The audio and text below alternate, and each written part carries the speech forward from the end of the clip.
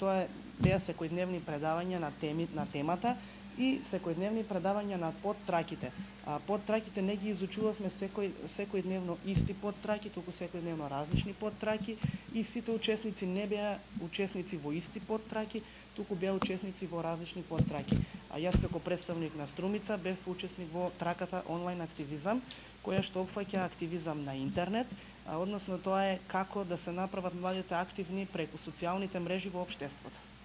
И еве, кој е личниот бенефит од учеството на ваква академија? Личниот бенефит од учеството на МОФ Академијата е пред се запознавање на нови луѓе, ширење на нови пријателства, развивање на веќе постоечки вродени можности за одредени работи, проучување на одредени работи како што се демократски вредности, права, обврски, па и развивање на идеите за трите подтраки кои што ги проучувавме различно.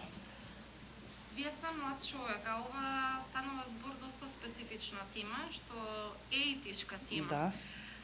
Како таа привлечност иве ваша лична кон таква тешка тема?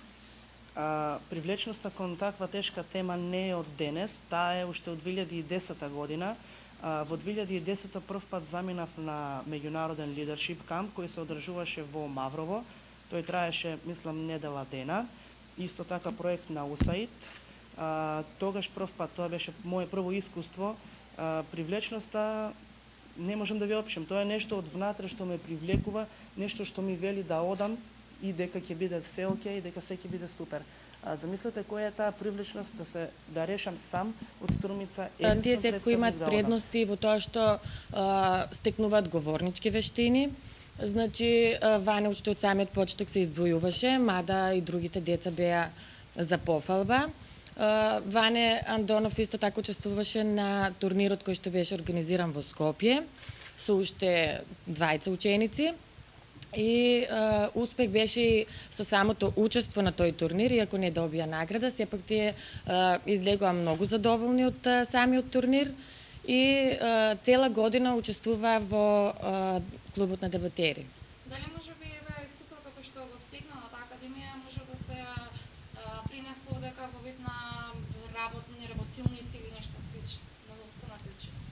Па би можело, да, доколку самите ученици кои учествуваат во клубот на дебатери, доколку би сакале, би можело, а и самите други ученици може да учествуваат во клубот на дебатери доколку сакаат, бидејќи тоа е доброволно. Секој ученик кој што сака да се вклучи, може да се вклучи во самиот клуб.